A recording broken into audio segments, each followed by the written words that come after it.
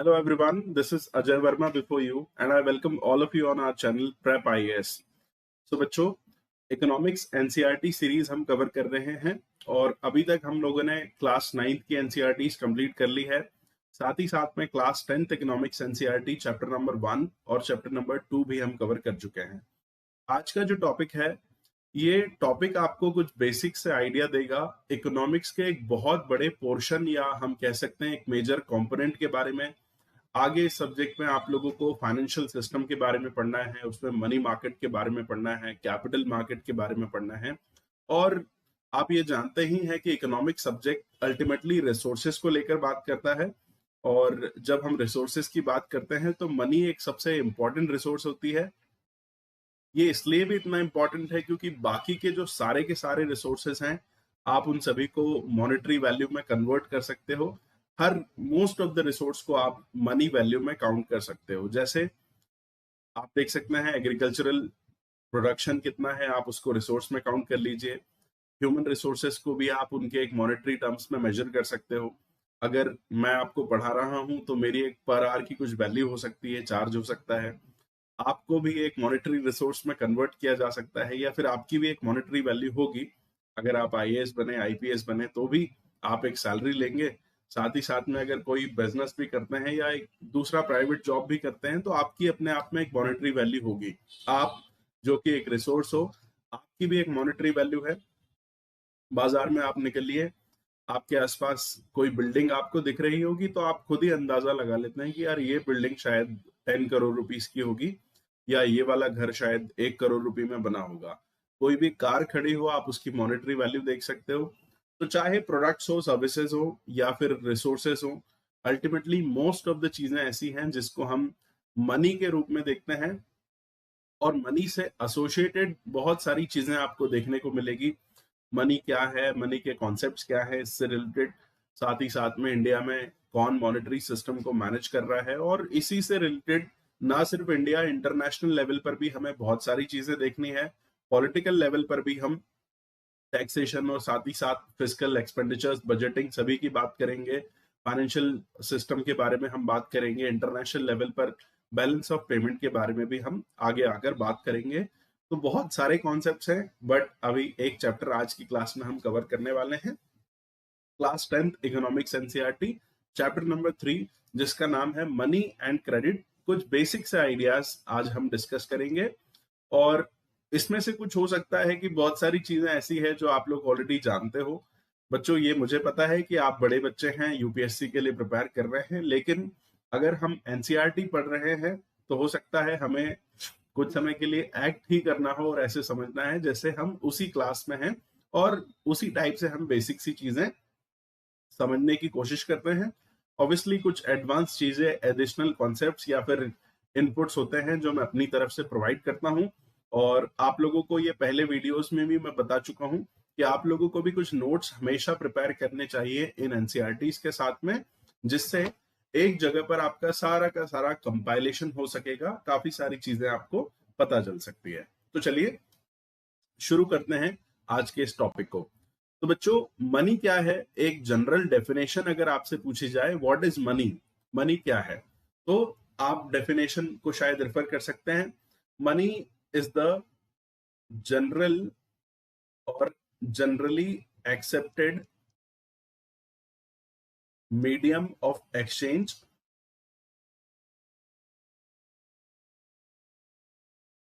measure of value and also a tool of storing the value। साथ ही साथ में it also helps in making payments, especially deferred payments। चलिए, तो ये कुछ डेफिनेशन आपको देखने को मिलेगी मनी के बारे में। अभी आप जितना भी इस चैप्टर में पढ़ेंगे या मनी की यूटिलिटी जैसे जैसे आप समझेंगे, तो आप वो सारी चीजें जो मनी के बारे में पढ़ेंगे, आप एक सिंगल डेफिनेशन के थ्रू रेफर कर सकते हो। मनी के सारे कैरेक्टरिस्टिक्स, उसके फीचर, उसकी यूटिलिटी, कहाँ कहाँ आप यूज कर रहे हो, सबके बेसिस पर आप एक सिंगल डेफिनेशन निकाल सकते हो। यहाँ पर कुछ टर्म्स मैं पहले ही आपको समझाना चाहता हूँ इस चैप्टर में आगे बढ़ने से पहले। जनरली एक्सेप्टेड, सामान्यतः स्वीकृत का मतलब क्या है? जनरल की अगर हम यहाँ पर बात करें, मतलब सभी लोग, सामान्य तौर पर सभी लोग, सारे ही बिजनेसेस सभी इसको एक्सेप्ट कर रहे हैं। अक्रॉस द बोर्ड एक बड़े लेवल पर इसका एक्सेप्टेंस है, इसको स्वीकार किया जाता है। मीडियम ऑफ एक्सचेंज का मतलब क्या होता है? एक्सचेंज क्या है बच्चों? आपस में लेन देन की हम बात कर रहे हैं। लेन देन का एक साधन होता है मनी। आप एक मोबाइल फोन खरीदें, उसके बदले में आपको क्या देना होगा? पैसे देने होंगे। आप एक कोर्स खरीदिए पढ़ने के लिए, बदले में आपको पैसे देने होंगे। कार खरीदिए, बिल्डिंग खरीदिए, सभी जो भी चीज आप किसी और से ले रहे हैं, तो उसके बदले में जो भी आपको चुकाना है वो आप मनी को दे सकते हो, और ये जनरली एक्सेप्टेड है। सभी लोग मनी को ले लेंगे। ऐसा नहीं होगा कि कोई कार बेच रहा है तो आपको वो बोलेगा कि यार आप तो मुझे इसके बदले में टायर्स ला के दो, या फिर एक काम करो मुझे बिल्डिंग बनवा दो। ऐसा नहीं होगा। हर कोई किसी और चीज की इच्छा रखने से पहले पैसा एक्सेप्ट कर लेगा, क्योंकि वो पैसे से जो चाहे वो कर सकता है। चाहे तो कार खरीद ले या फिर बिल्डिंग खरीद ले, या जो भी उसके मन में आता हो। इसके आगे हम देखते हैं, it is a measure of value. Value, मूल्य का मापन होता है मनी। जैसे कि मैंने आपको बताया, आपने एक बिल्डिंग को देखकर बताया कि इस बिल्डिंग की जो वर्थ है, इसकी जो वैल्यू है वो 10 करोड़ रुपीस है। एक कार को देख के आपने बताया, फॉर्च्यूनर खड़ी थी, कि यार ये कार इतनी बढ़िया, अच्छी, बड़ी सारी दिख रही है, इसकी वैल्यू 35 लाख रुपीस है। तो ये क्या है? ये वैल्यू है। कोई और कार 5 लाख रुपए की है, एक कार 35 लाख रुपए की है। तो दोनों के बीच में जो डिफरेंस है वो किसका डिफरेंस है? ऑब्वियसली दिखने और कैरेक्टरिस्टिक्स का तो होगा, लेकिन अल्टीमेटली मॉनेटरी टर्म्स में हम उसे वैल्यू कहते हैं, उसका मूल्य उसे हम कहते हैं। और दुनिया में हर चीज, मोस्ट ऑफ द चीज का मूल्य जो आप मेजर करते हो, मापन जो करते हो, वो आप किस में करते हो? वो मनी के रूप में करते हो। ये जो रुपीस हमने लिखे हैं, 10 करोड़, 5 लैक्स, 35 लैक्स, या फिर डॉलर्स जो भी हैं, ये सभी आपको वैल्यू का मापन कर पा रहे हैं और आपको इसमें हेल्प करते हैं। तो बच्चों, अगर आप देखें 1 kg आयरन की अगर हम बात करें, तो ये होता है 60 रुपीज का, 50 to 60 रुपीज का। उतना ही 1 kg वेट में आप देखिए इक्वल रहेगा 1 kg, लेकिन 1 kg गोल्ड की वैल्यू आज आपको 45 लाख रुपीस देखने को मिल रही है। हो सकता है कि दोनों का वजन बराबर हो, दोनों की हो सकता है आपको पैकिंग बराबर तरीके से देखने को मिल जाए, या जो भी है, लेकिन गोल्ड इतना महंगा क्यों है? इसकी वैल्यू ज्यादा क्यों है? तो जनरली बच्चों, वैल्यू जो होती है कुछ फैक्टर्स पर डिपेंडेंट होती है। जैसे कि आप आगे जाकर धीरे धीरे इकोनॉमिक्स में और भी पढ़ेंगे, किसी चीज की यूटिलिटी, उपयोगिता कितनी है वो डिसाइड करता है। कोई चीज कितनी स्कार्स है, कितनी मुश्किल से मिल रही है, उस पर भी डिपेंड करता है कि वैल्यू क्या होगी। राइट? तो ये चीजें हैं बच्चों जिसके बेसिस पर आप वैल्यू निकालते हो। इसके अलावा कुछ और भी फैक्टर्स हो सकते हैं, डिफरेंट डिफरेंट प्रोडक्ट्स पर ये डिपेंड करते हैं। आप देखिए, आयरन बहुत सारा अवेलेबल है, इसीलिए 1 kg का होने के बाद वो 60 रुपए का है। गोल्ड कम क्वांटिटी में अवेलेबल है, उसको प्राप्त करने में, उसका एक्सकेवेशन करने में काफी पैसा खर्च होता है, उसे निकालने में बहुत सारा पैसा खर्च होता है, इसलिए उसकी वैल्यू इतनी ज्यादा है। गोल्ड अपने आप में एक स्टेटस सिंबल भी है, गोल्ड लग्जरी का एक आइटम भी है। यूटिलिटी तो कायदे से आयरन की ज्यादा है, ज्यादा उपयोग हम लोहे का करते हैं ना कि गोल्ड का। बट फिर भी अन्य चीजें जैसे सोसाइटी का एक सिंबल होना, लग्जरी का एक सिंबल होना, साथ ही साथ में इन्वेस्टमेंट का एक टूल होना, इन सब की वजह से गोल्ड की वैल्यू आपको ज्यादा दिखती है। तो हर चीज की अपने आप में वैल्यू इस तरीके से डिफरेंट रहेगी। हमने यहाँ दो मेटल को कंपेयर किया है।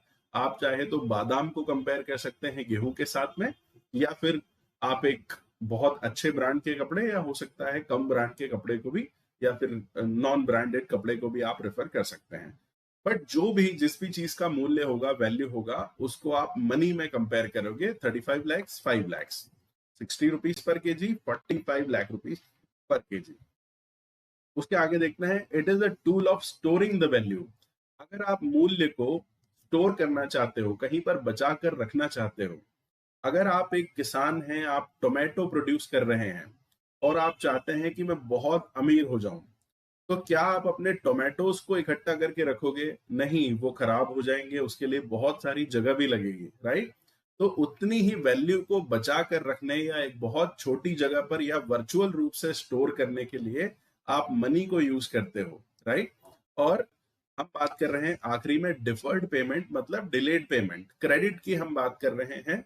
कभी कभी आप कहीं से कुछ सामान खरीद लेते हो सकता है उस रियल टाइम में आप एक्सचेंज नहीं कर रहे हैं, आपने सामान किसी और से लिया है, लेकिन रियलिटी में उस टाइम उसे कुछ नहीं देंगे, बट एक प्रॉमिस कर देंगे कि आज से 1 महीने बाद मैं आपको पेमेंट करूंगा इतने रुपयों का।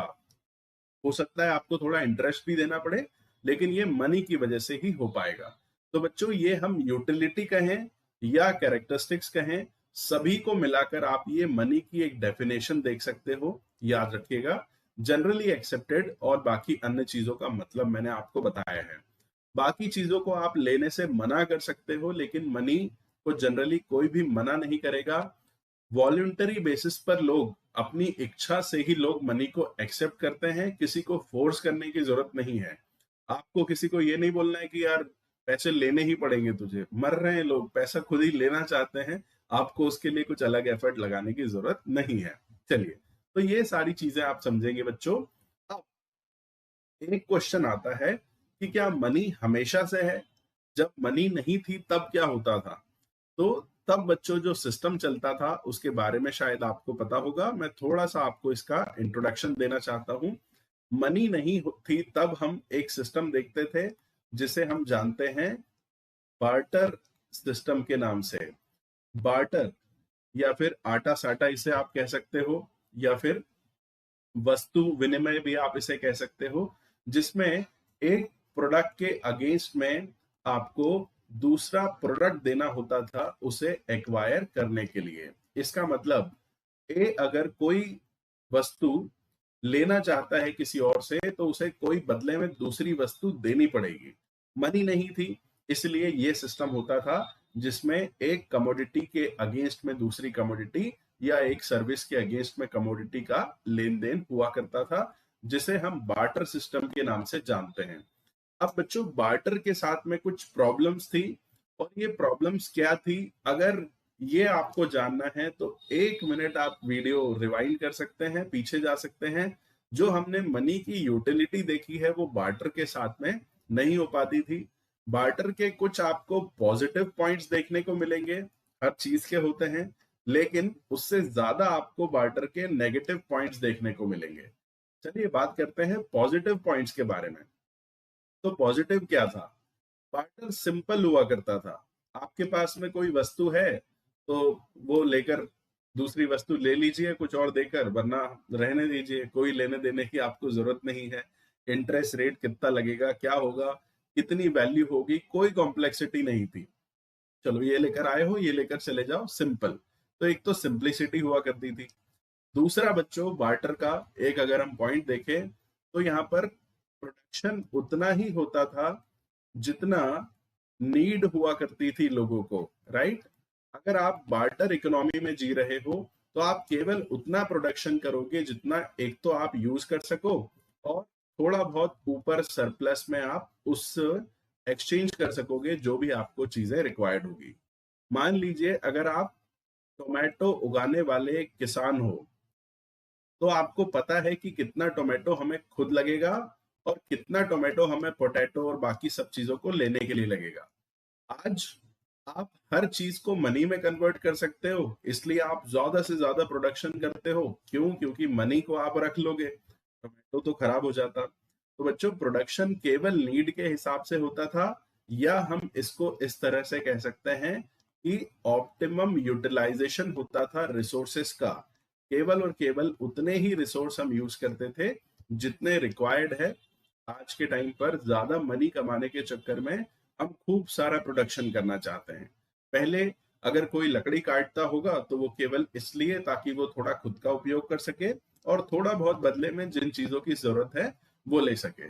पर आज लकड़ी काटने वाले लोग खूब सारी लकड़ी काट रहे हैं, पूरे जंगल काट रहे हैं, उन्हें खूब सारा फर्नीचर बनाना है, खूब सारा पैसा इकट्ठा करना है, इसलिए। तो ये बार्टर के साथ में पॉजिटिव था। साथ ही साथ में बार्टर के समय पर बच्चों क्रेडिट उतना ज्यादा हुआ नहीं करता था और पेमेंट का हमेशा एक बैलेंस रहा करता था। अगर मान लीजिए कि एक क्षेत्र में रहने वाले लोग हैं, दूसरे क्षेत्र के साथ में व्यापार कर रहे हैं, तो कोई उधारी जैसा काम नहीं होगा। जितना प्रोडक्शन आप लेकर आओगे उतना ही प्रोडक्शन यहाँ से लेकर जाओगे। तो ये कुछ चीजें थी जो बार्टर को अच्छा बनाती थी, राइट। थोड़ा सा इक्वल डिस्ट्रीब्यूशन हुआ करता था रिसोर्सेस का। आज जैसे इतने ज्यादा अमीर या इतने ज्यादा गरीब नहीं हुआ करते थे लोग, कंसंट्रेशन नहीं हुआ करता था वेल्थ का। जो संपत्ति होती थी उसका एक जगह एकत्रीकरण नहीं होगा। क्यों? क्योंकि पैसा है ही नहीं, आप स्टोर कर ही नहीं पाओगे। तो ऐसा तो है नहीं कि अगर उस टाइम पर अंबानी जी टोमेटो उगा रहे हैं तो वो सोचें कि मैं दुनिया का सबसे अमीर आदमी बन जाता हूँ, खूब सारे टोमेटो रख लेता हूँ, और वो खराब हो जाएंगे। उन्हें रखने के लिए कितनी सारी जरूरत होगी। इसलिए लोग ऐसा करते नहीं थे, कंसेंट्रेशन ऑफ वेल्थ होता नहीं था। केवल लोग अपने उपयोग के हिसाब से उत्पादन करते थे। अब बच्चों ये कुछ पॉजिटिव पॉइंट्स हैं, तो इन्हीं से संबंधित कुछ नेगेटिव्स भी हो सकते हैं। अच्छा, ये भी याद रखिए, जो बार्टर के पॉजिटिव होंगे ऑब्वियसली वो मनी के क्या होंगे, नेगेटिव होंगे, राइट। और बार्टर के जो नेगेटिव होंगे वो मनी के क्या होंगे, पॉजिटिव होंगे। इतना तो आप समझते हैं। तो अब हम बात करते हैं बार्टर का नेगेटिव पॉइंट्स क्या है। तो सबसे बड़ा जो नेगेटिव पॉइंट आता है बच्चों, वो होता था डबल को incidence of bond. Double coincidence of bond, इसका मतलब क्या हुआ? अभी मैंने आपको क्या बताया मनी के डेफिनेशन में, कि मनी जनरली एक्सेप्टेड है, कोई भी ले लेता है, कोई परवाह नहीं है आपको कि हम क्या करेंगे। आपको पता है कि कुछ ना कुछ तो कर लूंगा मैं, जो भी जरूरत होगी मनी से पूरा कर लूंगा। बार्टर में अगर आप टोमेटो उगाते हैं और आप टोमेटो को बेचना चाहते हैं, तो उस समय पर कोई ना कोई ऐसा पर्सन होना चाहिए जो टोमेटो लेने के लिए रेडी हो, राइट। आज तो आप मनी दे दो, मनी कोई भी रख लेगा अपने पास में, बाद में उसे जो जरूरत रहेगी कर लेगा। अब ऐसा मान लेते हैं कि कोई एक पर्सन पोटैटो उगाता है, दूसरा पर्सन टोमेटो उगाता है बार्टर सिस्टम में। टोमेटो वाला जाता है पोटैटो वाले के पास कि मुझे पोटैटो दे दो। पोटैटो तभी मिलेंगे उसे जब टोमेटो की जरूरत होगी पोटैटो वाले को। अगर उसके पास ऑलरेडी टोमेटो है या वो टोमेटो नहीं खाता है तो फिर वो उसे नहीं लेगा, राइट। इसकी जगह अगर ये पर्सन मनी लेकर आता तो वो ले लेता पोटैटो वाला कि चलो ठीक है, बाद में इसका जहां लगेगा वहां उपयोग कर लेंगे, कोई बात नहीं, राइट।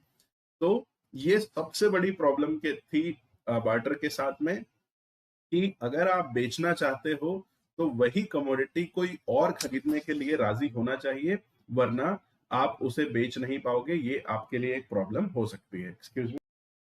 चलिए दूसरी चीज देखते हैं। तो दूसरा नेगेटिव क्या था?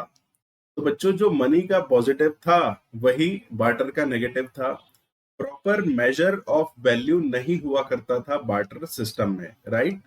ऐसा होता था कि चलो आप एक मुट्ठी या फिर थोड़ा सा हाथ में कुछ लेकर आए हो, उसके बदले में उतनी ही दूसरी चीज लेकर चले जा रहे हो। इतने सारे बादाम लेकर आए, इतने सारे गेहूं के बदले में उसको एक्सचेंज कर लिया। क्या आप प्रॉपर वैल्यू निकाल पा रहे हो दोनों चीजों की? नहीं, इन दोनों चीजों की प्रॉपर वैल्यू नहीं होगी, राइट। जैसे अगर आप 1 लीटर मिल्क लेकर गए हो, आपने उसके बदले में हो सकता है 1 केजी चीज ले लिया हो या फिर 1 लीटर कर्ड ले लिया हो। क्या उन दोनों की मॉनेटरी वैल्यू बिल्कुल इक्वल होगी? नहीं, ऐसा नहीं है। तो मेजर ऑफ वैल्यू नहीं हुआ करता था, ये भी अपने आप में एक नेगेटिव पॉइंट था। तीसरा, स्टोरेज ऑफ वैल्यू पॉसिबल नहीं था। क्यों? क्योंकि चीजें पेरिशेबल होती है, बहुत ज्यादा स्टोरेज, काफी सारा एरिया भी रिक्वायरमेंट हो सकता है स्टोर करने के लिए, और बार्टर के केस में वो भी पॉसिबल नहीं था। साथ ही साथ में बार्टर के केस में हम डिलेड पेमेंट नहीं देख सकते थे। अगर आप करंट टाइम पर कुछ लेकर आए हो हमें देने के लिए, तो ही हम आपको उसके बदले में दूसरी चीज देंगे। डिलेड पेमेंट होते नहीं थे। डिलेड पेमेंट नहीं होता था, इसका मतलब क्रेडिट का, उधार का सिस्टम नहीं हुआ करता था। काफी सारे ऐसे लोग होते हैं जिनको रिक्वायरमेंट आज होगी लेकिन देने के लिए पैसा आज नहीं होगा। तो आज तो हमें उधार में मिल जाती हैं चीजें, पर बार्टर के सिस्टम के समय ऐसा कुछ नहीं हुआ करता था। तो बच्चों ये नेगेटिव पॉइंट्स है बार्टर सिस्टम के, और यही वो पॉइंट्स है जो मॉनेटरी सिस्टम या मनी के लिए पॉजिटिव होते हैं, राइट।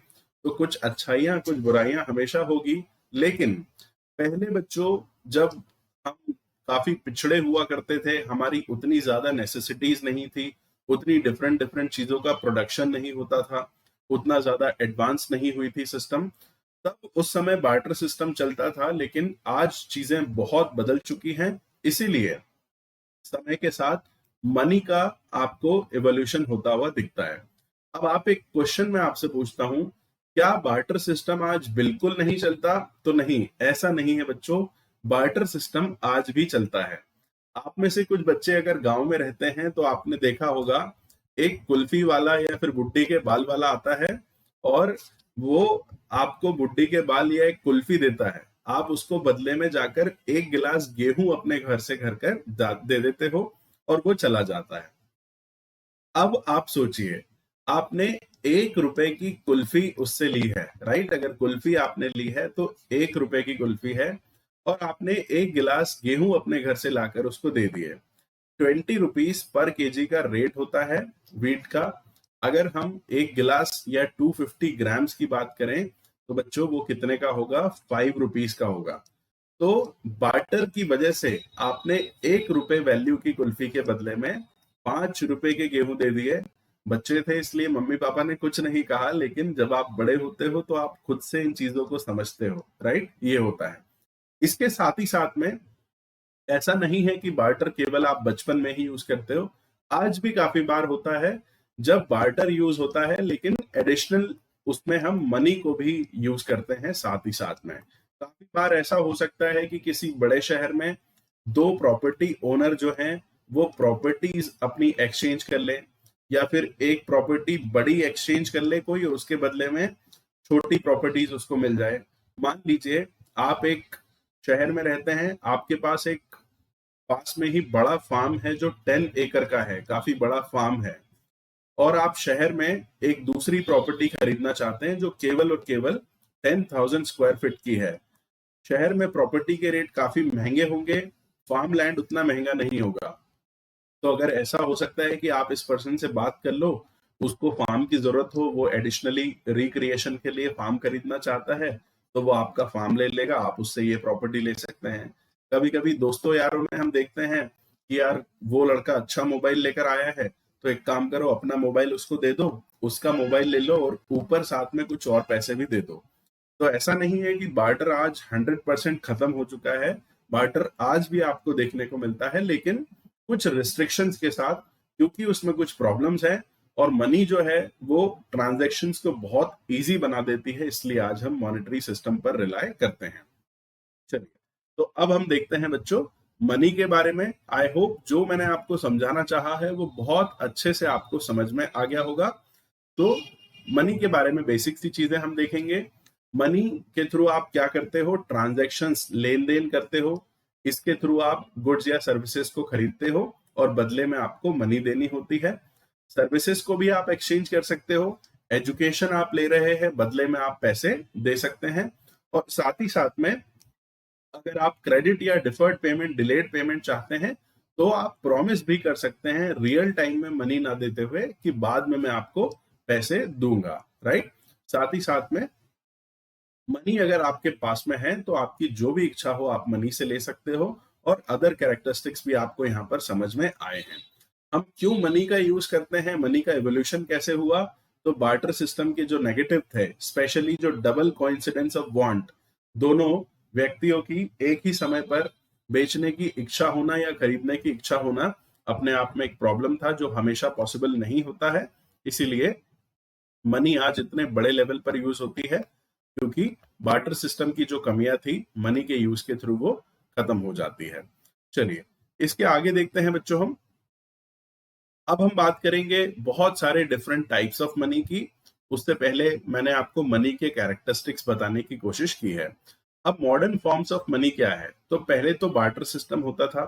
बच्चों, मनी के बहुत सारे टाइप हो सकते हैं, काफी सारे टाइप्स आप आगे जाकर और भी पढ़ने वाले हैं। साथ ही साथ में आप सर्च भी कर सकते हैं, राइट। जैसे हम बात करें सबसे पहले करेंसी की, आज आपको करेंसी देखने को मिलती है, लेकिन इसके अलावा और भी चीजें आप देख सकते हो। करेंसी की अगर हम बात करें तो करेंसी जनरली फिएट मनी का एक टाइप होती है। फिएट का मतलब क्या होता है, आगे आने वाली क्लासेस में आप ये समझेंगे, इसलिए हो सकता है आज हम इतना डिटेल में इसको ना देखें। फिएट एक वर्ड है जिसका मीनिंग होता है by the order of government. तो अगर आप देखें, ये जो नोट आपको यहाँ पर देखने को मिल रहा है इस इमेज में, 5 रुपए का नोट या 20 रुपए का नोट, क्या इस कागज की उतनी वैल्यू है? 20 रुपए उसकी वैल्यू है। 2000 के नोट के कागज की उतनी वैल्यू है? नहीं। गवर्नमेंट ने ऑर्डर दे रखा है, गवर्नमेंट ने कानून बनाया हुआ है, आप गवर्नमेंट पे ट्रस्ट करते हो कि ये गवर्नमेंट ने इशू किया है, कोई और लेना ले, अल्टीमेटली गवर्नमेंट तो ले ही लेगी।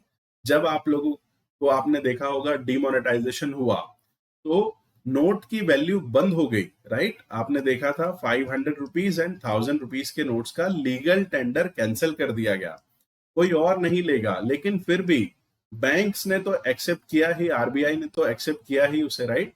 तो आप ट्रस्ट करते हो गवर्नमेंट पे, इसलिए फिएट मनी में आप डील करते हो।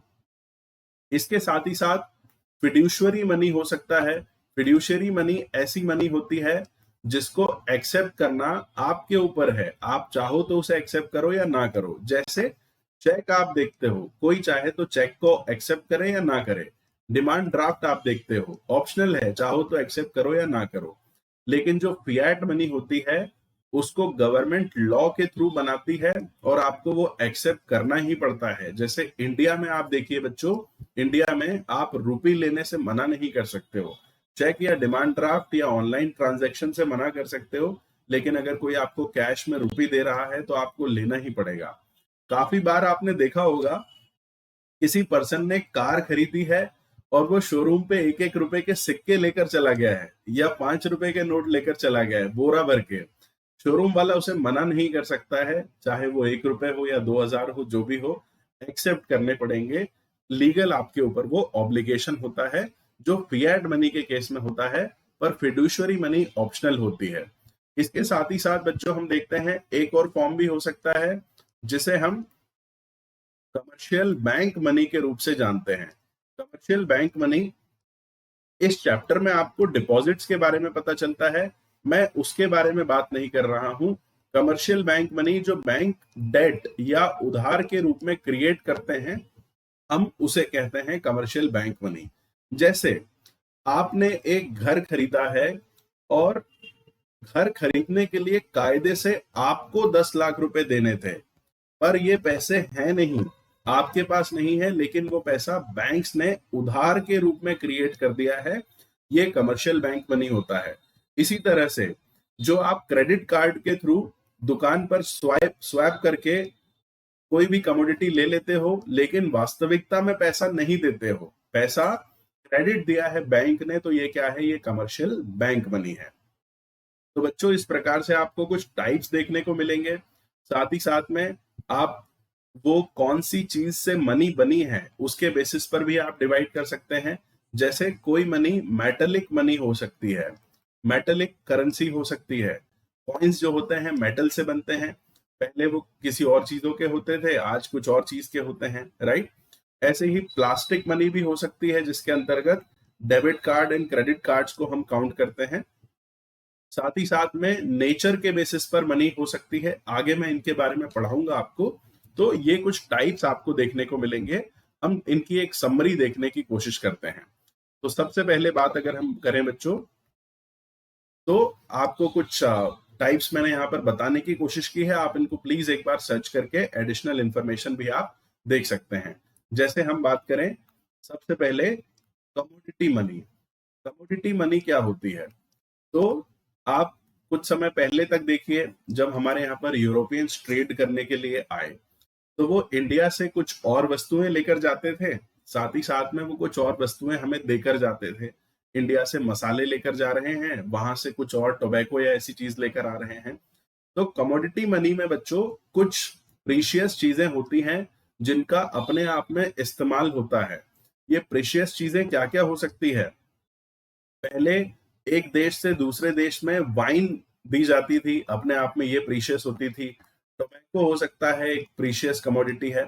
कमोडिटी मनी में मेन चीज ये रहती है कि जो कमोडिटी होती है उसकी अपनी खुद की वैल्यू होती है, उसे ही आप यूज करते हो एक्सचेंज में, राइट। तो वाइन हो गया, टोबैको हो गया, ऐसे ही सिल्वर हो गया या फिर गोल्ड हो गया, ये सभी आपको देखने को मिलेगा। आपने मूवी में डायलॉग सुन रखा होगा, दो कौड़ी की औकात नहीं है। तो बच्चों, जो कौड़ी होता है, सीशेल, वो पहले वो भी एक करेंसी के रूप में यूज किया जाता था। जनरली इसको ज्वेलरी के रूप में बनाकर यूज किया जाता था। तो ये होते हैं कमोडिटी मनी। दूसरा हम देखते हैं फिएट मनी। फिएट मनी जो उदाहरण आपको सबसे अच्छा देखने को मिलेगा, करेंसी के जो नोट्स आपको देखने को मिलते हैं, गवर्नमेंट ने बोला है इसलिए उस कागज के टुकड़े की वैल्यू 2000 है। इसमें गवर्नमेंट अथॉरिटी आपको प्रॉमिस करती है उतना ही अमाउंट पे करने के लिए। नोट के पीछे जैसे लिखा है, मैं धारक को इतने रुपए अदा करने का वचन देता हूं। आरबीआई के गवर्नर का सिग्नेचर, तो चाहे कोई और ले ना ले, आप अल्टीमेटली गवर्नमेंट उसको एक्सेप्ट करने के लिए रिस्पॉन्सिबल है। ये फिएट मनी होती है। जनरली हम पेपर मनी के रूप में इसे देखते हैं। करेंसी कॉइन्स भी उसी के अंतर्गत आ सकते हैं। तीसरा आप देखोगे फिड्यूशरी मनी। फिड्यूशरी का मतलब मैंने आपको बताया, फिड्यूशरी मनी ऑप्शनल मनी होती है। चेक और डिमांड ड्राफ्ट के जो एग्जांपल्स आपको बताए हैं, आप इन्हें चाहें तो एक्सेप्ट कर लीजिए, चाहे तो ना भी एक्सेप्ट करें। चेक और डिमांड ड्राफ्ट जो होते हैं, आप म्यूचुअल ट्रस्ट के बेसिस पर एक्सेप्ट करेंगे या नहीं करेंगे, इन्हें एक्सेप्ट करना कंपलसरी नहीं है। बट फिएट मनी को कंपलसरी आपको एक्सेप्ट करना ही होता है, और इसकी जो बैकिंग होती है वो एक लीगल बैकिंग होती है। कानूनी रूप से उसको समर्थन मिला होता है फिएट मनी को। अगर आप नहीं एक्सेप्ट करेंगे तो कानून की आप अवहेलना करेंगे, आपके ऊपर पेनल्टी लगाई जा सकती है।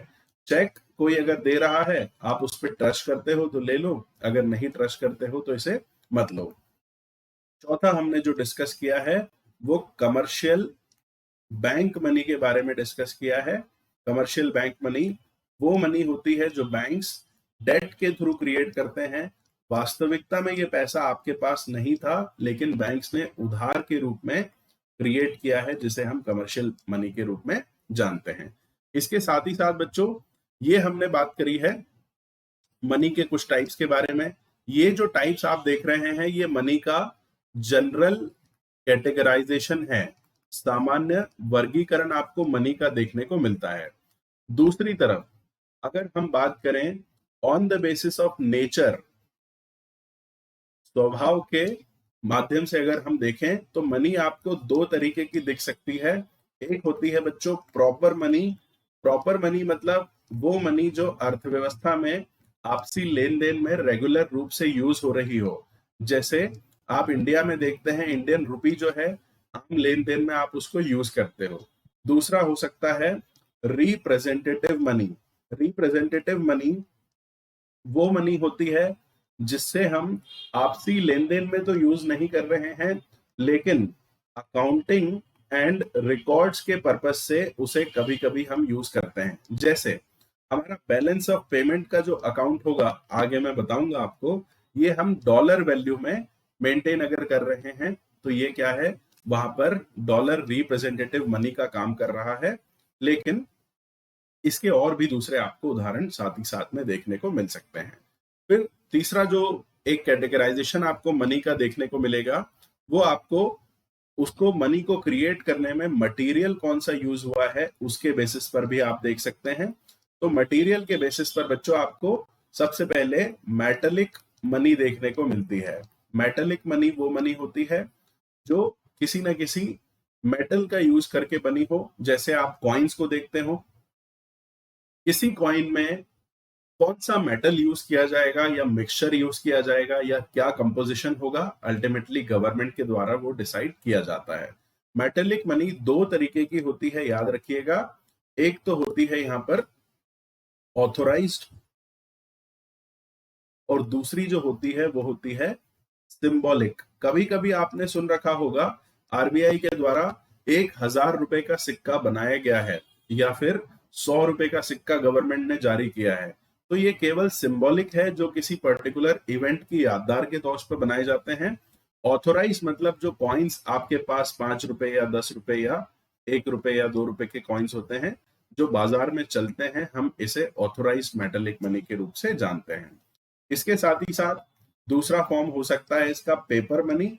जो नोट्स आपको दिख रहे हैं, याद रखिए उनकी खुद की कुछ भी वैल्यू नहीं है, वो अपनी वैल्यू डराइव कर रहे हैं कहां से? गवर्नमेंट ने जो ऑर्डर दिया है और जो प्रॉमिस दिया है उससे।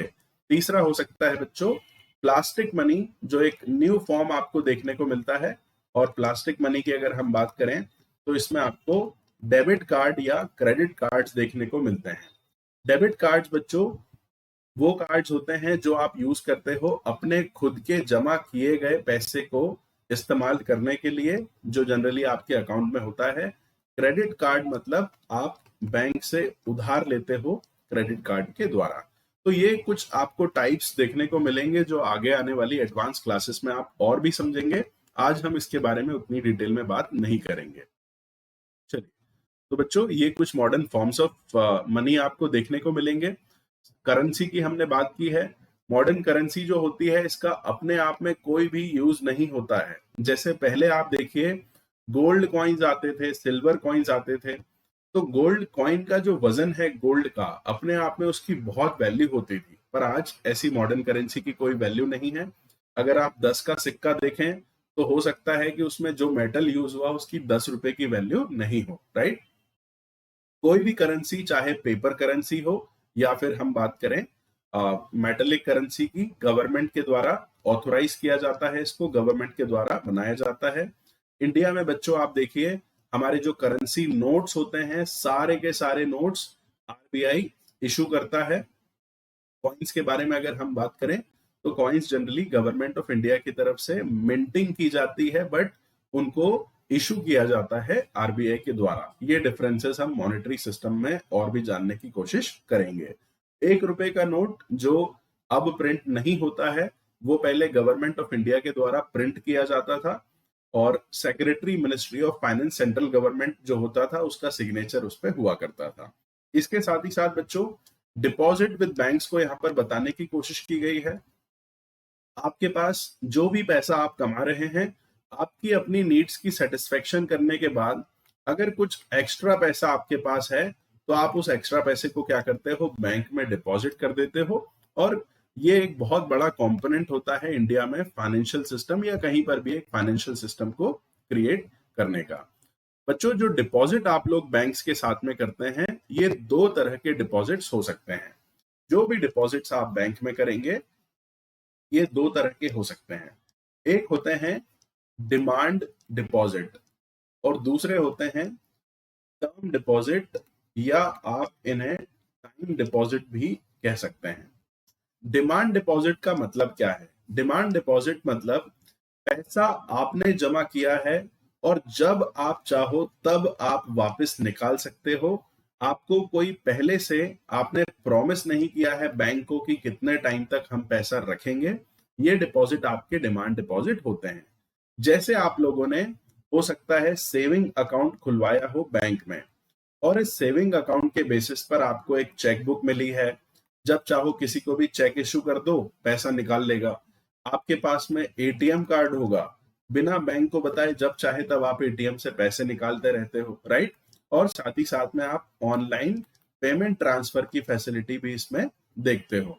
तो आपका पैसा है, जब चाहो तब निकाल लो। तो डिमांड डिपॉजिट बच्चों generally saving account and current accounts के रूप में आपको दिखता है। सेविंग अकाउंट आम जनता खुलती है, थोड़ा बहुत इंटरेस्ट आपको अराउंड 4% का मिलता है। करंट अकाउंट जो होते हैं इसमें इस खाते में ट्रांजैक्शन की कोई सीमा नहीं होती है। बहुत सारे ट्रांजैक्शन हो सकते हैं जो जनरली ट्रेडर्स एंड बिजनेसेस के द्वारा यूज किए जाते हैं। करंट अकाउंट पर आपको कोई भी इंटरेस्ट रेट नहीं मिलता है। तो बच्चों ये वो पैसा है जो अपनी जरूरत के हिसाब से बैंक में जमा तो किया गया है, लेकिन जब चाहो तब आप इसे निकाल सकते हो। दूसरी तरफ कुछ होते हैं टर्म डिपॉजिट या टाइम डिपॉजिट। जैसे आपने सुना होगा पापा ने कुछ एफडी की है। एफडी मतलब फिक्स्ड डिपॉजिट। इसमें बच्चों जो भी आप अमाउंट जमा कर रहे हैं, आप बैंक को एक टाइम बताते हैं कि हम इतने टाइम के लिए जमा कर रहे हैं और आप उस टाइम के पूरा होने से पहले उसे निकाल नहीं सकते हो। ऐसे ही एफडी के साथ ही साथ में रिकरिंग डिपॉजिट आरडीज भी हो सकते हैं, जिसमें थोड़ा थोड़ा पैसा आप एक निश्चित समय अवधि तक जमा करते हो। आप वीकली जमा कर सकते हो, मंथली जमा कर सकते हो, फोर्टनाइटली जमा कर सकते हो, और कुछ मेच्योरिटी पीरियड के बाद आपको टोटल पैसा मिलता है। तो बच्चों, अपनी आवश्यकता के लिए जो पैसा होता है हम जनरली डिमांड डिपॉजिट्स में डालते हैं, और जो एक लंबे समय के लिए हम इन्वेस्टमेंट कर सकते हैं वो टर्म डिपॉजिट या टाइम डिपॉजिट्स में जाता है। टर्म डिपॉजिट्स, टाइम डिपॉजिट्स पे इंटरेस्ट आपको ज्यादा मिलता है। ऐसा क्यों है? क्योंकि बैंक को पता है कि कब तक आप पैसा वापस नहीं लोगे, और तब तक बैंक बिना फिक्र किए उस पैसे को लोन के रूप में आगे बांट सकता है। पर डिमांड डिपॉजिट में आपने ये नहीं बताया है कि कब तक रखोगे, इसलिए बैंक सोचता है कि ये कभी भी हमसे पैसा ले सकते हैं, इसलिए इस वाले पैसे को ज्यादा लोन में इस्तेमाल नहीं किया जाए। चलिए, आगे आने वाली क्लासेस में इन कॉन्सेप्ट्स के बारे में आप और भी जानेंगे। बहुत कुछ आपको इकोनॉमिक्स में पढ़ना है। आगे देखने की कोशिश करते हैं हम इसी चैप्टर में। तो बच्चों, थोड़ा सा आपको यहाँ पर बैंकिंग बिजनेस के बारे में भी आइडिया मिलता है। चलिए, अब हम बात करेंगे चेक के बारे में। चेक क्या होता है? तो चेक एक तरीके का पेपर इंस्ट्रूमेंट है जो आप इशू करके अपने अकाउंट से किसी और को पैसा दे सकते हो। चेक में जनरली आपको 3 पार्टीज हमेशा देखने को मिलती हैं। सबसे पहले एक होता है ड्रॉवर। ड्रॉवर या मेकर इसे हम कहते हैं। जिस व्यक्ति के अकाउंट में पैसा है, जिस व्यक्ति ने चेक पर साइन किए हैं, वो कहलाता है ड्रॉअर या मेकर, राइट। दूसरा होता है यहाँ पर पेई। पेई मतलब जिस व्यक्ति के नाम पर चेक इशू किया गया है, जिसे पैसा मिलने चाहिए। और तीसरी पार्टी होती है ड्रॉई। ड्रॉई मतलब जिसको ऑर्डर दिया गया है कि आप पैसे दे दीजिए। चेक के केस में हमेशा बच्चों ड्रॉई कौन होता है? कोई ना कोई बैंक होता है। आपके पास जो भी चेकबुक है, क्या वो रिलायंस की है, क्या वो एयरटेल की है? नहीं, चेकबुक हमेशा एक ना एक बैंक की होगी। उस बैंक में आपका अकाउंट होगा, उस अकाउंट में आपके पैसे हैं। आपने चेक पर ऑर्डर दे दिया कि भाइयों बैंक वालों, इस आदमी को पैसा आप दे दीजिए, राइट। तो ये चेक एक payment, later on delayed payment के लिए जनरली यूज होने वाला एक इंस्ट्रूमेंट होता है। चलिए, आप सभी ने चेक देख रखे होंगे, बुक में भी आपको बताने की कोशिश की गई है। तो यहाँ प्रेम कुमार जो है वो कौन है? पेई है, right. State bank of India कौन है? ड्रॉई है। और मिस्टर सचिन, जिन्होंने साइन किया है कि आप मेरे अकाउंट से पैसा दे दो, मैं ऑथोराइज कर रहा हूं, ये ड्रॉअर या मेकर है। चेक्स के बहुत सारे टाइप होते हैं बच्चों, आप सर्च करने की कोशिश कीजिएगा। हो सकता है आगे आने वाली क्लासेस में हम डिस्कस करें। हालांकि यूपीएससी या स्टेट पीएससी में इतना आपको नॉलेज नहीं चाहिए होता है। ये जनरली बैंकिंग एग्जामिनेशंस या फिर आप अगर सेबी, नाबार्ड जैसे एग्जाम्स के लिए प्रिपेयर कर रहे हो तो उसमें आपको ये सब पढ़ने को मिलता है। चलिए, आगे देखते हैं हम। अब बच्चों, बैंक्स जो है वो क्या कर रहे हैं? बैंक्स आपके द्वारा दिया गया पैसा एक्सेप्ट कर रहे हैं, और इस पैसे का वो कहां पर यूज करते हैं? तो हम यहाँ पर बैंक्स की सभी एक्टिविटीज को देखने की कोशिश करेंगे। सबसे पहले तो हमने डिपॉजिट के बारे में देखा कि आपके पास जो भी एक्स्ट्रा पैसा है, आप बैंक को डिपॉजिट कर दे रहे हो। एक ये एक्टिविटी हो गई जो बैंक कर रहे हैं। दूसरा जो होता है वो होता है लोन। क्रेडिट देना, उधार देना अपने आप में एक बहुत बड़ा एम्बिट कवर करता है बैंकिंग सिस्टम का, और ओवरऑल इकोनॉमी के डेवलपमेंट के लिए बहुत जरूरी भी है कि बैंकिंग सिस्टम और ज्यादा स्ट्रांग हो। साथ ही साथ में ये लोन जो है ये ज्यादा से ज्यादा लोगों को अच्छे से अच्छे टर्म्स एंड कंडीशंस पे मिल सके। तो बच्चों, जो भी डिपॉजिट आप बैंक में करते हैं उसका कुछ अमाउंट बैंक अपने पास में रख लेता है, और बाकी का जो अमाउंट होता है वो आगे लोन्स के रूप में फॉरवर्ड करने की कोशिश करता है। मेजर पोर्शन हमेशा याद रखिए लोन्स के रूप में जाता है, क्योंकि लोन्स जो होते हैं ये सबसे बड़ा इनकम सोर्स होता है बैंक के लिए। तो बैंक बच्चों अल्टीमेटली क्या कर रहे हैं? आपने डिपॉजिट क्यों किया? क्योंकि आपके पास कुछ एक्स्ट्रा पैसा था, राइट। आपके पास में पैसा सरप्लस में था। आपने ये अपना एक्स्ट्रा सरप्लस का पैसा जाकर बैंक को दे दिया, और बैंक ने इसमें से कुछ अमाउंट किसको दे दिया? ऐसे लोग जिनके पास में पैसे की कमी है, पैसे का डेफिसिट है, इनको ज्यादा से ज्यादा पैसे की जरूरत है लेकिन पैसा नहीं है। तो ऐसे लोग जिनके पास में एक्स्ट्रा पैसा है और ऐसे लोग जिनके पास पैसा नहीं है, वो पैसा चाह रहे हैं, इन दोनों के बीच में मीडिएटर बनने का काम कौन करता है? बैंक। और इसी मीडिएशन के थ्रू वो अपना खुद का प्रॉफिट भी कमाता है। ये कैसे होता है, इसको भी हम यहाँ समझने की कोशिश कर लेते हैं। तो बच्चों, ये आप देख सकते हैं डिपॉजिटर्स हैं जो बैंक में डिपॉजिट कर रहे हैं। आप क्या करते हो? आप बैंक में डिपॉजिट करते हो। आपने अगर सेविंग अकाउंट खोल रखा है तो जैसे कि मैंने आपको बताया, अराउंड 4% का इंटरेस्ट आपको बैंक देता है। अगर एफडी आपने बनवा रखी है तो अराउंड आप देखते हैं आज 6 to 7% का इंटरेस्ट पर एनम की हम बात कर रहे हैं। पूरे साल भर का इंटरेस्ट आपको इतना मिलता है। तो आपने कुछ पैसा जो भी जमा किया है, हो सकता है अकाउंट के हिसाब से आपको कुछ इंटरेस्ट मिले। आपने बैंक को पैसा दिया ज्यादा बड़े अमाउंट में और थोड़ा थोड़ा इंटरेस्ट आप समय समय पर लेते हो, राइट। अब बैंक के पास में आप जैसे बहुत सारे लोगों का पैसा आ गया, एक बहुत बड़ा बड़ा अमाउंट यहां पर बन गया, राइट। बैंक इस बड़े अमाउंट को क्या करेगा? ऐसे लोग जिन्हें पैसे की जरूरत है उन्हें लैंड कर देगा लोन्स के रूप में, और ये लोग बैंक को क्या करेंगे? पैसा देंगे इंटरेस्ट के रूप में। अब बच्चों, आपको 4% 6% ये इंटरेस्ट मिल रहा है। एवरेज हम मान लें कि 5% बैंक जो है इंटरेस्ट का पेमेंट कर रहे हैं जमा करने वालों को। लेकिन लोन जिन्हें दे रहे हैं बैंक, उनसे कितना इंटरेस्ट लेते हैं? तो एवरेज आप देखोगे तो ये आपको 11% का इंटरेस्ट देखने को मिलेगा। 11% का ब्याज दिया उन लोगों ने जिन्होंने लोन लिया है, और बैंक ने जिन्होंने पैसा जमा किया उन्हें कितना परसेंट दिया? 5%। बीच में गैप आपको दिख रहा है 6% का। ये 6% क्या है? ये वही चीज है जिसके लिए बैंक काम कर रहे हैं। ये इंटरेस्ट इनकम लोन पे आई हुई है, जो उनके लिए सबसे बड़ा फैक्टर ऑफ इनकम होता है। बैंक्स की इनकम का मेजर सोर्स यही होता है। इसके साथ साथ बैंक की इनकम के दूसरे और भी सोर्सेस हो सकते हैं, जैसे बैंक्स आपको एजेंसी सर्विसेज प्रोवाइड करता है, आपके पेमेंट्स करता है, कलेक्शंस भी कर सकता है। साथ ही साथ में ट्रांसफर पेमेंट में पार्टिसिपेशन के चार्जेस हो सकते हैं, पेनल्टीज हो सकती है, जो हम आगे आने वाली क्लासेस में और भी समझेंगे। चलिए, तो बैंक बच्चों लोन देकर अपनी मेन इनकम कमाते हैं।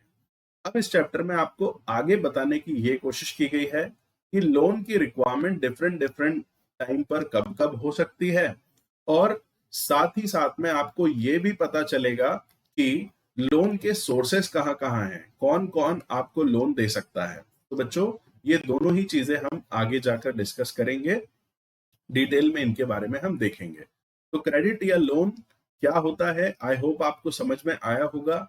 यहाँ पर एक लेंडर होता है जो एक पार्टी है, दूसरा बोरोअर होता है जो उधार मांग रहा है। इन दोनों के बीच में एक लीगल फॉर्मल एग्रीमेंट होता है। लेंडर जिसमें कहता है कि ठीक है, मैं आपको कुछ समय के लिए पैसे दे रहा हूं, आप मुझे पैसे वापस चुकाइएगा, साथ ही साथ में कुछ ना कुछ इंटरेस्ट भी यहाँ पर आपको वापस चुकाना पड़ेगा। चलिए, अब बच्चों हम बात करेंगे क्रेडिट या लोन या उधार की डिफरेंट सिचुएशन के बारे में। तो आप देखेंगे फेस्टिवल समय पर दुकान वाले ऐसे होते हैं जिनके यहाँ पर सेल थोड़ी ज्यादा हो जाती है। जैसे अभी आप देखो, दिवाली का समय है। दिवाली के समय खूब सारी हम कपड़ों की शॉपिंग करते हैं, जूते चप्पल की शॉपिंग करते हैं। तो दिवाली के समय जो क्लॉथ शॉप वाला होगा, उसे हो सकता है ज्यादा से ज्यादा कपड़े खरीद कर लाने हों, तो इसके लिए वो बैंक से कुछ कैश लोन ले सकता है। साथ ही साथ में वो जो सप्लायर है, उस सप्लायर से भी क्रेडिट ले सकता है कि सर आप मुझे कपड़े दे दीजिए, मैं इन्हें बेचकर आपको 1 महीने में पैसे वापस कर दूंगा। तो आपको ये सिचुएशन देखने को मिलेगी। तो बच्चों, प्रोडक्शन की नीड के लिए हमें टाइम टू टाइम क्रेडिट की जरूरत पड़ सकती है, ये आप जानते हैं। साथ ही साथ हमने ये भी समझने की कोशिश की है इससे पहले वाले चैप्टर्स में कि एग्रीकल्चर में काफी ज्यादा इनपुट्स की रिक्वायरमेंट होती है। बहुत सारा फर्टिलाइजर आपको यूज करना है, सीड्स जो काफी महंगे होते हैं आपको परचेज करना है, इरिगेशन की व्यवस्था आपको करनी है। तो इस सब के लिए, इनपुट्स के लिए भी क्रेडिट की रिक्वायरमेंट हो सकती है। पर जनरली हम देखेंगे विलेज एरियाज में जो क्रेडिट की सप्लाई होती है, आगे चैप्टर में आपको ये पता चलेगा, ये मनी लेंडर्स के द्वारा फुलफिल की जाती है। गरीब किसान जिनके पास में बैंक्स तक की एक्सेस नहीं है या रेगुलर इनकम नहीं है, बैंक्स हमेशा एक कैलकुलेटेड बिजनेस करते हैं, उतनी ज्यादा रिस्क नहीं लेते हैं। और ये मनी लेंडर्स आपस में जान पहचान वाले होते हैं, इन्हें पता होता है कि चलो अगर किसी ने पैसा वापस नहीं किया है तो हम उनकी जमीन ले लेंगे, उनकी जमीन अपने नाम पर करवा लेंगे। ये सारी चीजें आपको देखने को मिलती है। रूरल एरियाज में बच्चों जनरली किसान, छोटे किसान जो होते हैं, वो इनपुट्स की रिक्वायरमेंट के लिए लोन लेते हैं। ये जो मनी लेंडर्स होते हैं, ये काफी ज्यादा हाई इंटरेस्ट पे लोन आपको देते हैं। अगर आप ये नहीं चुका पाते हो या फसल फेल हो जाती है तो फिर किसानों को अपनी खुद की जमीन भी सेल करनी पड़ती है, मनी लेंडर को देनी पड़ती है। और कभी कभी इंटरेस्ट ज्यादा होने की वजह से जो इंटरेस्ट का अमाउंट है वो प्रिंसिपल अमाउंट से ज्यादा हो जाता है। मैंने पर्सनली ऐसे लोगों को देखा है जो 10% पर महीने पे इंटरेस्ट के बेसिस पर लोन ले रहे हैं। 10% एक महीने का बच्चों, साल भर का 120%। मतलब अगर आपने 1,000 रुपए का लोन लिया है तो साल के बाद, साल पूरा होने पर आप उसमें 1,200 रुपए का इंटरेस्ट पे करते हैं।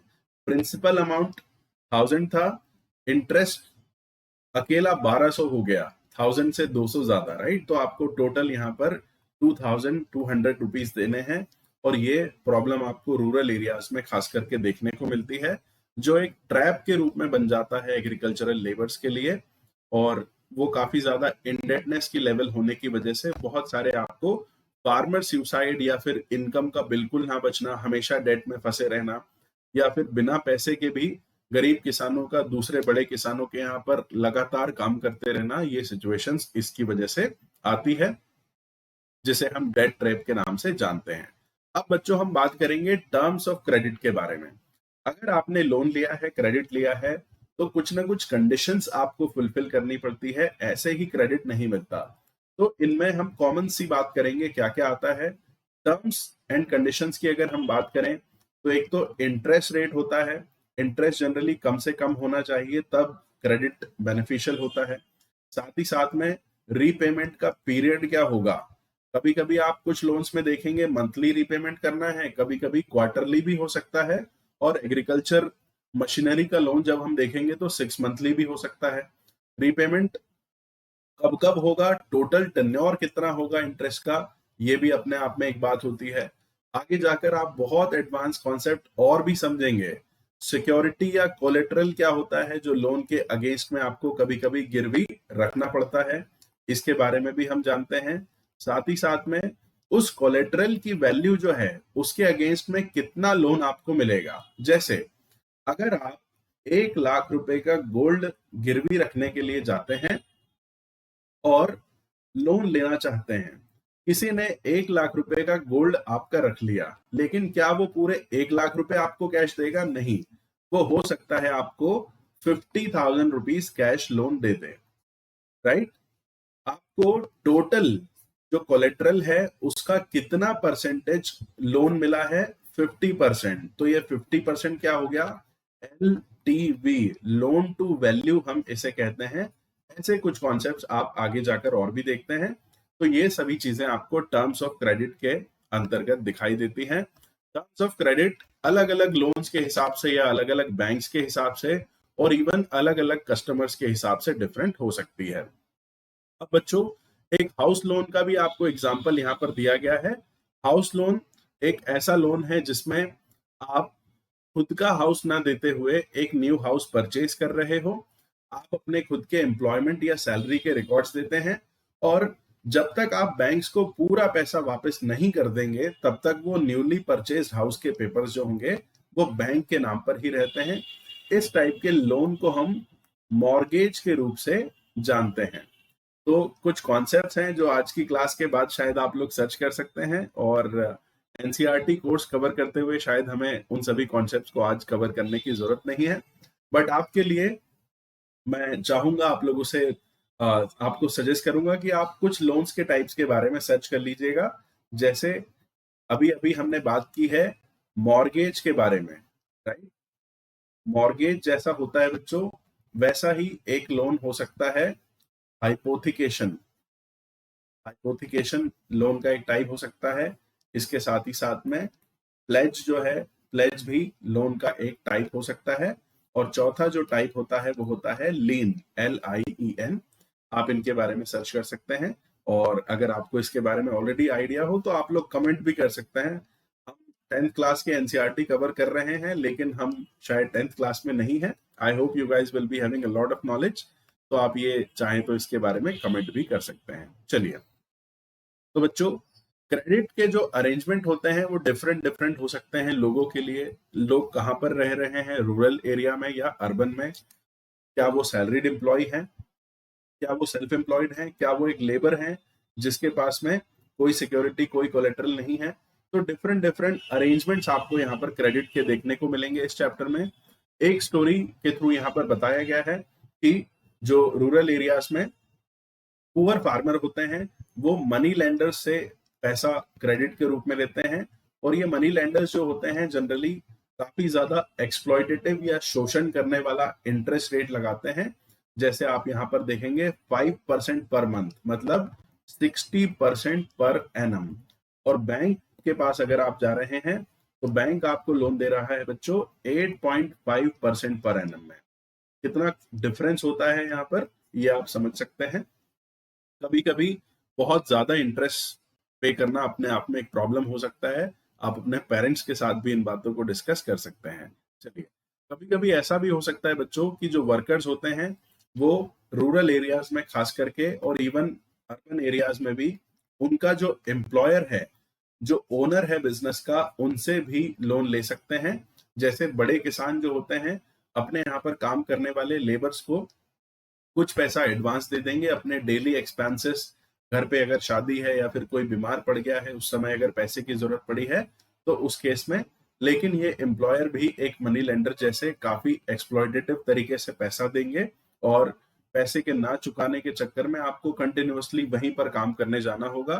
चाहे वो एम्प्लॉयर आपको रिस्पेक्ट करे ना करे, आपको सैलरी तो नहीं मिलेगी, उल्टा जो आपके ऊपर ऑलरेडी डेट है इसे कवर करने के लिए ना चाहते हुए भी आप काम करते रहेंगे। अगला जो चीज है बच्चों, वो हम बात करेंगे कोऑपरेटिव्स के बारे में। इससे पहले वाले चैप्टर्स में हमने कोऑपरेटिव्स या सहकारिता के बारे में ऑलरेडी पढ़ा हुआ है। सहकारी कोऑपरेटिव सेक्टर में क्या होता है बच्चों, कुछ मेंबर्स आपस में मिल जाते हैं और ये मेंबर्स अपने फंड्स को एक पूल के रूप में इकट्ठा करते हैं। ऐसा मान लेते हैं कि 10 मेंबर्स हैं, इन सभी के पास हर महीने 1,000 रुपए बच जाते हैं। ये सभी अगर अपना पैसा इकट्ठा करें तो एक लार्ज फंड आपके पास इकट्ठा हो जाएगा 10,000 रुपए का। अगर किसी समय किसी पर्सन को 1,000 बचत के अलावा भी जरूरत है तो वो इस फंड में से यहाँ से पैसा ले सकता है। डेमोक्रेटिक तरीके से कोऑपरेटिव्स काम करते हैं। कोऑपरेटिव्ज्म एक बहुत इंपॉर्टेंट चीज है बच्चों। कोऑपरेटिव्स को बढ़ाना अपने आप में काफी बड़ी चीज है। रिसेंटली आपने सुना होगा हमने एक नया सहकारिता मंत्रालय बनाया है। सेंट्रल लेवल पर मिनिस्ट्री ऑफ कोऑपरेशन को स्टैब्लिश किया गया है। साथ ही साथ में अगर आप देखेंगे तो directive principles of state policy, polity के अंतर्गत जो आते हैं वहां पर भी कोऑपरेटिव्स को एक्सपांड करने की बात की गई है। और एक फंडामेंटल राइट भी आप लोग जानते हैं कोऑपरेटिव्स के बारे में, कहीं ना कहीं पर लिखा होगा आर्टिकल 19 की अगर हम बात कर रहे हैं, जिसमें आपको कुछ फ्रीडम्स दी गई है। तो आपको यूनियंस, एसोसिएशंस के साथ ही साथ कोऑपरेटिव एस्टेब्लिश करना भी आपका एक फंडामेंटल राइट है। तो ये आपको इसलिए बताया जा रहा है क्योंकि कोऑपरेटिव एक बहुत अच्छा इंपॉर्टेंट सेक्टर है और ऑलमोस्ट सभी एरियाज में ये काफी ज्यादा हेल्प करता है ग्रोथ में। आजकल हेल्थ केयर सेक्टर में भी कोऑपरेटिव्स ज्यादा से ज्यादा एनकरेज किए जा रहे हैं। कोऑपरेटिव्स, अगर हम क्रेडिट की बात करें तो अपने आसपास आप लोगों ने सहकारी बैंकों के बारे में सुना होगा, जिला सहकारी बैंक के बारे में आप लोगों ने सुन रखा होगा। ये अपने सदस्यों को बहुत ही रीजनेबल रेट पर इंटरेस्ट प्रोवाइड करते हैं। कोऑपरेटिव्स क्रेडिट के साथ ही साथ, कैश क्रेडिट के साथ ही साथ आपको एग्रीकल्चरल इंप्लीमेंट्स, मशीनरी या फिर कल्टीवेशन या फिर इनपुट्स के लिए पैसा चाहिए हो, फिशरी वालों को लोन चाहिए हो, कंस्ट्रक्शन के लिए लोन चाहिए हो, हाउस कंस्ट्रक्शन, तो ये सभी चीजें प्रोवाइड करते हैं। और जनरली रूरल एरियाज में, साथ ही साथ अर्बन एरियाज में जो पुअर पीपल होते हैं या बहुत ज्यादा जिनकी इनकम नहीं होती है, उनको कोऑपरेटिव्स के बेनिफिट मिलते हैं। अब हम बात करेंगे बच्चों, लोन जो है वो दो सेक्टर्स में आप उसको देख सकते हो। क्रेडिट जो है आपको दो सेक्टर में दिखता है। आगे जब आप मॉनेटरी सिस्टम के बारे में पढ़ेंगे तब आप organised money market, unorganised money market के बारे में जानेंगे। अभी अभी हमने ऑर्गेनाइज अनऑर्गेनाइज को जानने की कोशिश की थी इससे पहले वाले चैप्टर में। तो हम यहाँ पर फॉर्मल इनफॉर्मल भी कह सकते हैं, या फिर आप इसे ऑर्गेनाइज्ड या फिर अनऑर्गेनाइज्ड भी कह सकते हैं। तो बच्चों, इनफॉर्मल की अगर हम बात करें तो इनफॉर्मल सेक्टर से क्रेडिट जो मिलता है उस पर गवर्नमेंट अथॉरिटी का कोई भी रेगुलेशन नहीं होता है, कंट्रोल नहीं होता है। वहां पर इंटरेस्ट रेट क्या होगा, रीपेमेंट का टेन्योर क्या होगा, कौन सी कोलेट्रल की रिक्वायरमेंट होगी, ये गवर्नमेंट डिसाइड नहीं करती है, ना ही कोई अथॉरिटी डिसाइड करती है। इनफॉर्मल सेक्टर में हम लोग जनरली अगर देखें तो हमारे मनी लेंडर्स आ सकते हैं। आप इंडिया में अलग अलग एरियाज में इनके अलग अलग नाम हो सकते हैं। जैसे आपने कहीं पर साहूकार सुन रखा होगा, कहीं पर आपने महाजन सुन रखा होगा, श्रॉफ गुजरात वाले एरिया में आपको देखने को मिलेंगे, शेट्टीज आपको साउथ इंडिया में देखने को मिलेंगे। तो ये सभी हमारे ट्रेडिशनल काफी समय से चले आ रहे देसी टाइप के बैंकर्स हैं जो आपको पैसा प्रोवाइड करते हैं। इसके अलावा अगर आप अपने फ्रेंड से पैसा उधार लेते हैं या फिर फैमिली से पैसा उधार लेते हैं, रिलेटिव से लेते हैं, तो ये भी इनफॉर्मल है, क्योंकि यहाँ कोई भी स्टैंडर्ड प्रोसीजर नहीं है, गवर्नमेंट का कोई भी कंट्रोल नहीं है। अगर गवर्नमेंट का कंट्रोल नहीं है तो इसका मतलब यहाँ पर एक्सप्लॉयटेशन की भी ज्यादा पॉसिबिलिटी होती है, और डेट ट्रेट या फिर इंडेटनेस अपने आप में काफी ज्यादा हो सकती है। पर फॉर्मल की अगर हम बात करें तो फॉर्मल में कोई ना कोई गवर्नमेंट अथॉरिटी होगी, जैसे इंडिया में आरबीआई, जो सभी बैंक्स के लिए साथ ही साथ कोऑपरेटिव्स के लिए रूल्स एंड रेगुलेशन बनाता है। आरबीआई जितना अलाउ करेगा उतना ही इंटरेस्ट रेट आप चार्ज कर सकते हैं, बैंक्स उससे ज्यादा नहीं हो सकते हैं। और साथ ही साथ इन्वेस्टर्स के प्रोटेक्शन के लिए हर मेजर एक स्टैंडर्ड तरीके से अडॉप्ट किए जाते हैं। अब बच्चों, इस डायग्राम में ग्राफ के थ्रू आप देख सकते हैं क्रेडिट के सोर्सेस क्या हैं। हर 1000 पर अगर हम देखें 1000 रुपी पर, तो 2012 के अकॉर्डिंग आपको सिचुएशन देखने को मिलती है। यहाँ केवल और केवल रूरल हाउस होल्ड के बारे में, ग्रामीण परिवारों के बारे में बात की गई है। तो मनी लेंडर्स जो हैं उनसे 33% क्रेडिट लिया जा रहा है 1000 रुपीज में से। आप देखते हैं लैंडलॉर्ड जो है वो 1% क्रेडिट दे रहे हैं, रिलेटिव एंड फ्रेंड से 8%, और अदर जो इंस्टीट्यूशंस हो सकते हैं, ट्रेडर्स या दूसरे, इनसे 2%। तो बच्चों, अपने आप में आप देखिए, माना कि इनफॉर्मल सेक्टर में गलत चीजें हो रही है, एक्सप्लॉयटेशन होता है जिन्होंने उधार लिया है उनका, फिर भी बहुत सारे गरीब लोगों को स्पेशली रूरल एरियाज में इन पर डिपेंडेंट होना पड़ता है। क्यों? क्योंकि बैंक्स को जो कोलेट्रल या फिर एक स्टैंडर्ड रेगुलर सैलरी की रिक्वायरमेंट होती है वो लोग पूरी नहीं कर पाते हैं। इसीलिए आप देखते हैं कमर्शियल बैंक्स का केवल 25% क्रेडिट जा रहा है रूरल हाउस होल्ड्स में, कोऑपरेटिव्स के द्वारा 25% और 1% गवर्नमेंट के द्वारा यहाँ पर दिया जा रहा है। तो ये आपको एक सिनेरियो देखने को मिलेगा। हम जानते हैं कि इनफॉर्मल सेक्टर के साथ में काफी खराब चीजें हैं क्रेडिट को लेकर, लेकिन फिर भी काफी ज्यादा डिपेंडेंस आपको देखने को मिलेगा। फॉर्मल सेक्टर में बच्चों RBI, reserve bank of India, सारे के सारे, चाहे बैंक्स हो या फिर कोऑपरेटिव बैंक्स हो, दोनों की ही फंक्शनिंग पर हमेशा नजर बनाए रखता है। आरबीआई की जो पॉलिसीज होगी उसके अकॉर्डिंग इन्हें इंटरेस्ट चार्ज करना होगा, उसी के अकॉर्डिंग डॉक्यूमेंटेशन, साथ ही साथ में कोलेटरल का डिसीजन, रीपेमेंट का डिसीजन, ये सब कुछ डिसाइड करना पड़ता है। अगर आरबीआई के ऑर्डर्स को आप फॉलो नहीं कर रहे हो तो आरबीआई बहुत सारे तरीके की पेनल्टी या फिर स्ट्रिक्ट एक्शन भी ले सकता है। काफी बार आपने देखा है कि आरबीआई ने किसी पर्टिकुलर कोऑपरेटिव बैंक के या फिर इवन बैंक के लाइसेंस को निरस्त कर दिया हो, या फिर उसे कुछ समय के लिए बैंकिंग बिजनेस करने से मना कर दिया हो। ऐसी काफी चीजें आप आगे जाकर देखने वाले हैं। चलिए, इसके साथ ही साथ बच्चों हम बात करेंगे इनफॉर्मल सेक्टर के बारे में कुछ और। तो इनफॉर्मल सेक्टर, जैसे कि आपको बताया है, यहाँ पर जो लैंडर्स हैं वो अनफेयर मीन्स को यूज कर सकते हैं अपना पैसा वापस लेने के लिए। गांव वाले एरियाज में काफी बार ऐसा होता है कि अगर किसी ने पैसा नहीं वापस चुकाया है तो उसे खुद को किडनैप कर लिया हो, उसके परिवार वालों को किडनैप कर लिया जाए, लोग जाकर घर पर बैठ जाते हैं, घर पे जो भी आपके वैल्यूएबल असेट्स होंगे उन्हें वो कब्जा कर लें या फिर आपके साथ में मारपीट करें। ऐसी बहुत सी चीजें हो सकती है।